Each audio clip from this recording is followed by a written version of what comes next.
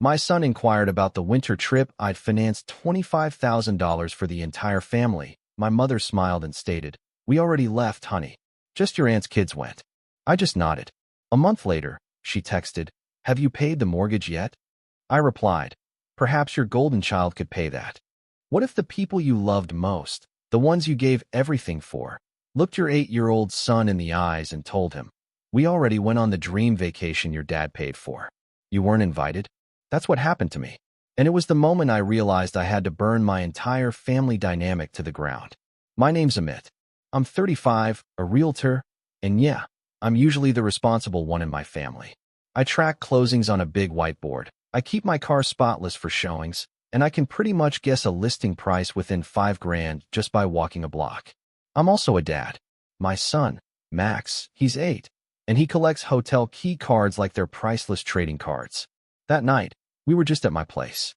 Pizza on paper plates, a Lego set half-built on the coffee table. Max looked up at me, a smear of sauce on his cheek, and asked, "Dad, when is the winter vacation you paid for?" Grandma was there. She'd just dropped off cookies, and she chimed in, "It's the fancy one with the snow hotel." Before I could even answer, my mother gave him that saccharine smile she usually reserves for other people's kids and said, "Oh, honey, we already went. Only your aunt's kids this time." Max blinked. "But Dad paid." I heard my own voice come out calm, flat, the way your voice gets when the ground just moves beneath you. Mom, she just shrugged, like we were discussing where to park. "They needed it more. Your schedule's always so busy. You miss things. We went when we could go." Max just stared at me. I tried to smile, like this was just normal life. It felt like walking into an empty house where the listing photos had all been a lie. The silence hummed between the fridge and the TV. My mother sniffed. "Anyway, the kids had a blast. We can plan something for spring, Amit. If you're not slammed." Max's lips pressed into a thin line. He went back to his Lego pieces without looking at either of us. I just nodded once. Right. A month later, my phone pinged. I was waiting for an inspector to finish a crawl space. It was a text from my mother. "Did you cover the mortgage yet?" I typed before I could even stop myself. "Maybe your golden child can pay it." I stared at that blue bubble. I didn't delete it. For the first time in years, I just let it sit there. Delivered. Read. And I braced myself for a storm that, honestly, I should have started a long time ago. I became the financial grown-up in my family by accident. It started small. A $200 utility bill here. Can you float the groceries there?" My sister, Tessa, she's 2 years younger, permanently between jobs, and somehow never in the same room as a bill. My mother is a retired nurse who treats guilt like it's currency. And my father? He's quiet. Which, in our house, always meant he agreed with the loudest person. When I got my realtor license, I was still living in a studio apartment with a Murphy bed. My first closing was a tiny condo above a nail salon. I stored my suits in the coat closet, and I actually cried a little when I saw that commission check. Mom hugged me and said, "See, you're finally reliable." She didn't mean it kindly. Reliable meant reachable, and reachable meant payable. It added up slowly. Tessa's car insurance, just until next quarter. A fridge repair for my parents after Dad's friend who knew a guy vanished. I told myself I was investing in peace. Every month I'd think, once this is handled, they'll leave me alone, like the market would magically correct our family dynamic. The opposite happened. When people know you will always catch them, they jump with their eyes closed. Then Max was born. His mom, Claire, and I split when he was 5, mostly because I was never not working. Open houses, late calls, deals that almost died on a Sunday night, then resurrected on Monday morning. We're good co-parents, Claire and I. We trade pickups, share school events, send each other photos of his lopsided art. Max became my anchor, the thing that made the whole grind make sense. My mother loved to say, "You wouldn't have to work so much if you'd chosen a stable job." I'd just look at my spreadsheet of closings and think, I'm the only stability we have. 2 summers ago, the asks turned into expectations. I helped Tessa with a lease deposit for a nicer apartment for her mental health. I paid off a small hospital bill for Dad's knee. I caught the tail end of their property taxes when they misread the due date. It would have been manageable if it stopped there. It never does. The winter trip? That was my idea originally. After a pretty decent year, 3 mid-range houses, and a lucky dual-agency condo, I wanted to do something big for Max. And, honestly, to prove to myself I wasn't just a bank account. A snow hotel in Colorado. Sleigh rides, snow tubing, those hot chocolate towers Max watched on YouTube. I priced it, gulped, and still clicked book. Tickets for me, Max, Mom, Dad, Tessa, and Tessa's twins. 6 nights. Ski lessons. A suite with a view so ridiculous it felt fake. $25,000. Taxes and fees included. I paid the deposit in October, the rest in November. I screenshotted the confirmation and dropped it in the family chat with a stupid grinning emoji. Mom responded with 3 thumbs up, and we'll see. I should have known. December turned into a mess of reschedules. Dad's PT moved. The twins had a play. Tessa's boyfriend's cousin was visiting. Every delay clipped another day off our window. I tried to rebook flights, shifted dates, paid change fees that made my stomach flip. Then, one Tuesday, Mom just said, "We'll just go without you and Max for now, and do a second round later." Like it was a ride, and Max and I were just extra baggage. I didn't even know they'd left until Tessa posted a boomerang of the twins falling into snow, with the caption, "Andy Trip." The exact hotel chandelier I'd stared at online sparkled behind them. I sat in my car outside a showing and watched story after story. Dad smiling on a sleigh. Mom in a white robe. Tessa's kids with chocolate mustaches. I called. No one picked up. Later, Mom texted, "You're overreacting." We had to use the dates before they expired. When they got back, she gave me fridge magnets shaped like skis and said, "The boys were heavenly. You know, Max can be a lot." She always did that. Press a bruise and call it help. I told myself to swallow it. To focus on Max. We built a snow fort from gas station ice bags and called it our hotel. He thought it was hilarious. And I sat there, in that little blue light, and I decided I was done paying for people who thought my son was an optional extra. Then came the mortgage text. I'd been covering the difference on their house for over a year. They were short $400 here, $800 there. Mom called it family synergy, which is how people rename debt when they want someone else to hold it. But the winter trip changed the math. They didn't just use my money. They used it to exclude my kid. That wasn't synergy. That was theft, dressed as tradition. When I sent the golden child text, Mom called within 10 seconds. "Excuse me," she hissed. "What's that supposed to mean?" "It means," I said, "ask Tessa. She's struggling." Mom gasped. "She's a mother." "So am I," I replied. Just to a smaller person. Dad texted, "Let's talk later." He always texted that when he really meant, "Let your mother win." That week, Tessa wrote in the family chat, "Wow, Emit, do you want a medal? Maybe learn to share." I didn't respond. Instead, I pulled bank PDFs. I made a folder with 12 months of transfers. Sell screenshots. Venmo jokes like rent fairy dust. Airline confirmations. The hotel invoice with my last name bold at the top. I added the property tax stubs, the plumber's invoice I paid when Dad clogged the downstairs toilet with paper towels and pride. I wasn't sure what I'd do with it yet, but the file looked like a person finally getting ready. It happened at my parents' place on a Sunday. We still did dinners every couple of weeks because Max loves his grandparents, and I didn't want him to keep losing pieces of his family. I told myself I'd just drop Max off and keep it civil. Mom greeted us with, "Take your shoes off." The carpet was just cleaned, the way she always did. Tessa was already at the table, scrolling. The twins tore around the kitchen island. Dad stood at the stove, stirring sauce that came from a jar. We sat. Mom poured wine for herself and water for me. She always did that, too. 20 minutes in, after the twins declared the garlic bread mid, and Max tried to trade peas for a bread end, Mom set her glass down with a soft clink. "So, Emit, about the mortgage. I told the bank you'd send something tomorrow." Tessa didn't even look up. "Yeah, and Venmo me for the girls' gymnastics. You said you'd help with activities instead of cash." My chest went warm, like anger was turning my blood into tea. I didn't say that. Mom flashed the smile she uses on receptionists. "You implied it. Anyway, we can't have late fees. Be a dear." I pulled out my phone. Not to pay. To airdrop. I sent the folder to everyone at the table. Their phones chimed. The twins yelled, "Memes?" "Open it," I said. Tessa groaned. "You're so dramatic." Mom side-tapped. The screen lit up, her face blue in the glow. Line after line. My name. My bank. My notes. Dad's knee. MRI, $620. Property tax, October, $1,143. Plumber, $289. Colorado total, $25, 41.73. Tessa's mouth twisted. You keep receipts like you're a landlord. I'm a realtor, I said. I keep records. Dad scrolled, then put his phone down like it was hot. We don't need to do this at dinner. We do, I said. My voice was even. I'd rehearsed this in my head for weeks. Here are the facts. I've covered your mortgage for the last 13 months. I paid for a family vacation that I didn't attend. My son was excluded from a trip I funded. Then you asked me again to cover your house. Mom lifted her chin. We didn't exclude him.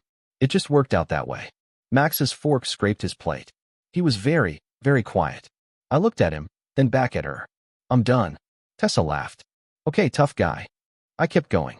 Starting today, I am not paying for Tessa's bills, the house, or activities. If you need help, you can ask. I might say yes, but there is no more automatic anything. And the next time you take a trip I paid for, invite my son, or don't go. Mom's eyes went sharp. You ungrateful. After all we've done for you. What have you done for me? I asked. Not cruel. Curious. Not love. Love is free.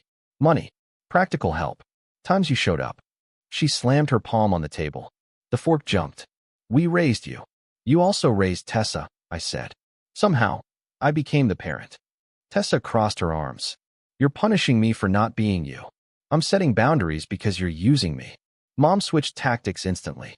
What will happen to us if you stop? Do you want us to lose the house? Do you want your father's health to suffer? Do you want your nephew and niece to quit sports? The triple shot. Fear. Guilt. Responsibility. I breathed in slow. You are adults. You will figure it out. And if you can't, we'll make a plan together. But it won't be funded by ambush.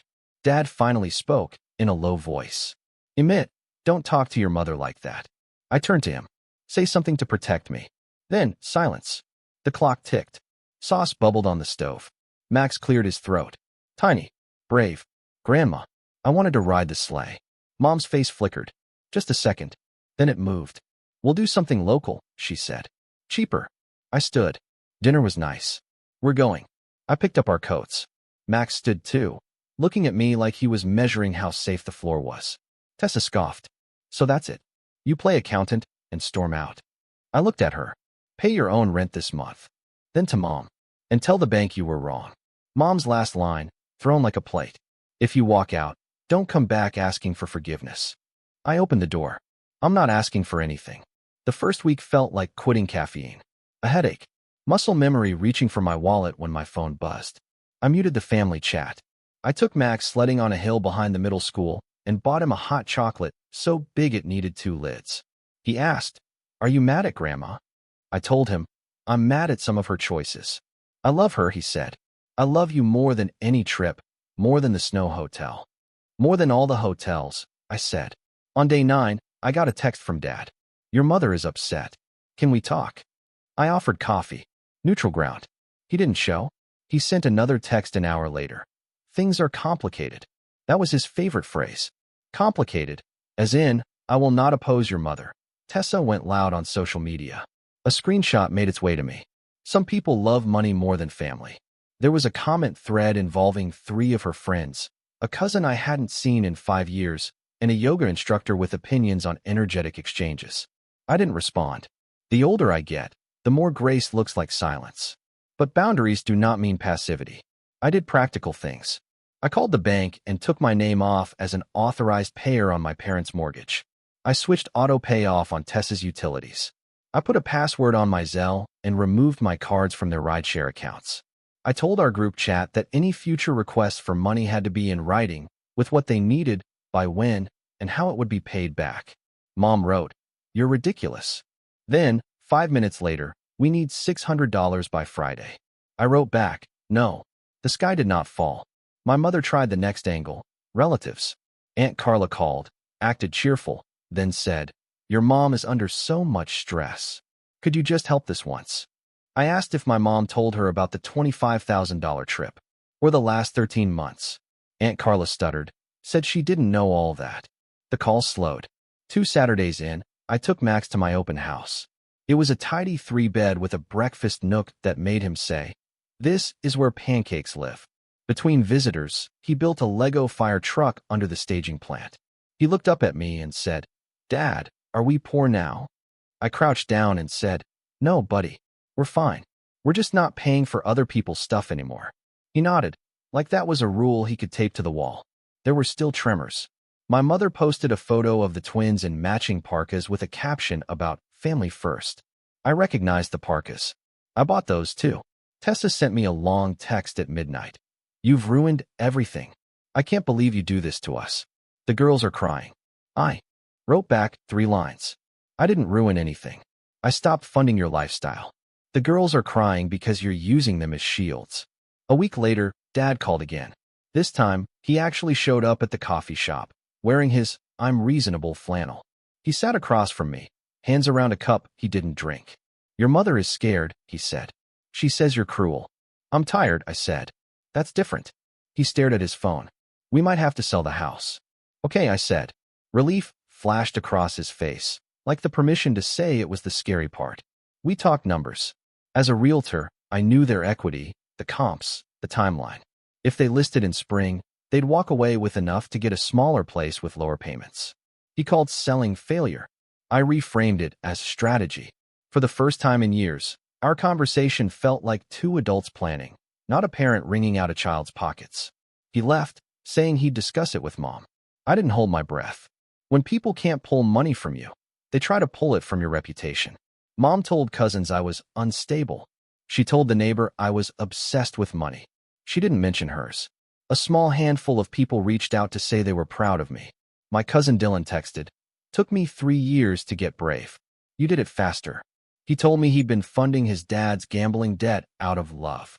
He stopped last month and said night felt different now. We met for wings and didn't mention anyone's mother. Then came the group chat implosion. Tessa dropped a voice note that ran for 3 minutes and included the words selfish, abandoning, and dad's blood pressure. Mom replied with a screenshot of a past transfer from me with "thank you" in the memo, as if gratitude canceled the ask. I typed a message I thought about for an hour, then hit send. "I'm not your ATM. I'm not your emergency plan. I'm not your punishment for Tessa's choices. I'm your son, and I'm Max's dad. My responsibility is to him, my home, and my own future. If you need help, you can ask with respect, specifics, and a plan to repay. If you exclude my child from anything I fund again, we're done for a long time." I attached the folder again. Then I left the chat. 2 days later, Aunt Carla messaged me privately. "Your mom is furious, but your dad asked for a realtor's opinion on downsizing. He said he felt lighter." I said I'd help if he asked me directly. He did, quietly. He came to my office with a yellow notepad and a list of neighborhoods. We ran numbers. His shoulders dropped an inch when he saw a path that didn't involve begging me. Max felt the shift, too. Our nights got quieter. We started a new thing. Every Friday, we cook something badly on purpose and see if it's still edible. Burnt quesadillas, chaotic pancakes, one truly awful soup. We laughed a lot. Joy felt bigger without the constant hum of pending requests. A small miracle happened around week 5. Tessa texted, not a demand, but a question. "How do I make a budget?" I sent her a simple sheet. Income, fixed expenses, variable, sinking funds. She wrote, "That's too many boxes." I said, "That's how adults avoid panic."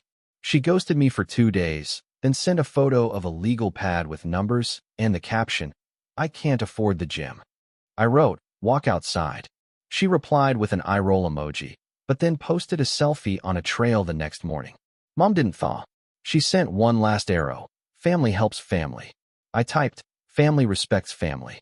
Then I stopped responding to anything that wasn't logistics for seeing Mac's dad, and I listed their house in April.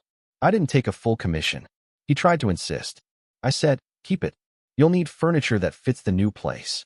We held an open house where a young couple fell in love with the 2-story living room and the ridiculous entry chandelier Mom had bullied Dad into buying in 2009. It sold in 5 days. Mom didn't show up to sign. She signed remotely and sent me a single line. "You've destroyed my home." I watched Dad walk through the empty rooms one last time. He touched the doorway where our heights were marked in pencil. He said, "It was never the house." I said, "I know." We moved them into a smaller ranch near the park. No stairs for his knee, lower utilities, no chandelier. Mom sulked for 2 weeks, then rearranged the living room twice and pretended she meant to all along. I took Max on a spring trip with just us. Not a snow hotel. A cheap cabin by a lake where the Wi-Fi was bad on purpose. We caught one fish, ate it like it was an award, and fell asleep smelling like wood smoke. He said, "This is better." On the drive home, my phone in the cup holder buzzed twice. Tessa, paid my own rent today. Then, 5 minutes later, Mom, when do we see Max? I looked at the trees flashing by and felt something in my chest unclench. I said, Sunday at noon. Pancakes live at my house. Summer came, the kind that sticks to your skin. I kept working. 2 listings, a stubborn buyer, a roof negotiation that made me swear under my breath. But the hum in my head had changed. The what if they text channel was quieter. I noticed I slept deeper. Even my coffee tasted less like defense and more like coffee. Boundaries didn't make my mother nicer. They didn't turn Tessa industrious overnight.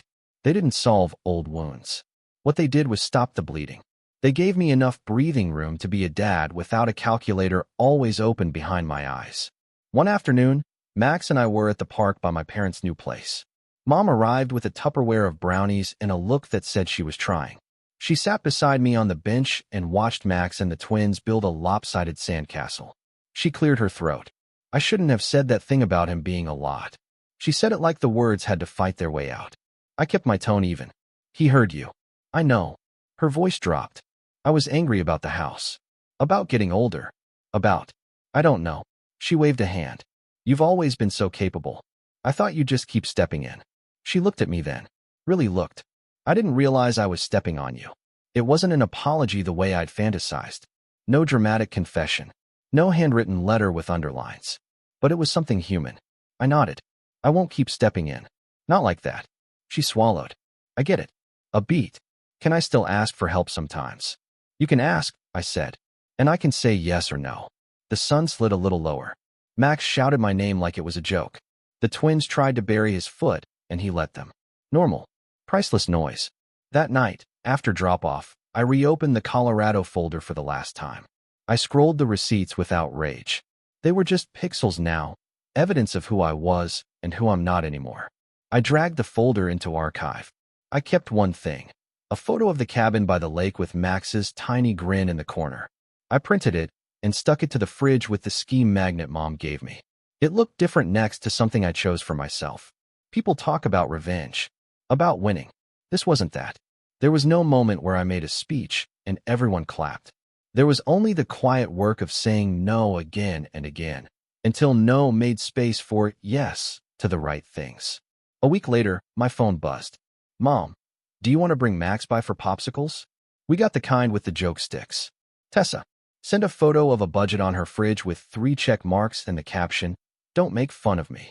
Dad texted me a link to a lawnmower he found on sale and asked if it was a decent brand. I answered each message in turn. Popsicles, yes. Budget, proud of you. Mower, reliable enough. On a slow Sunday, Max asked about Christmas. Are we going with Grandma and the twins this time? He said, cautious. I said, we're going wherever we want. And if we go with them, it'll be because they invited us, not because we paid. He nodded. Good. He dug around in the drawer and pulled out the ski magnet. He stuck it lower, at his height. This can be our reminder, he said. What's the reminder? I asked. He grinned. The way kids grin when they've decided something big with small words. We pay for us. I laughed, pulled him close, and felt that click inside. The sound of a door closing properly for the first time in years. No anger left. No bargaining. Just a line on the floor, and both feet finally on my side of it. If there's a moral to this, it's this. Generosity without boundaries is self-harm dressed as virtue.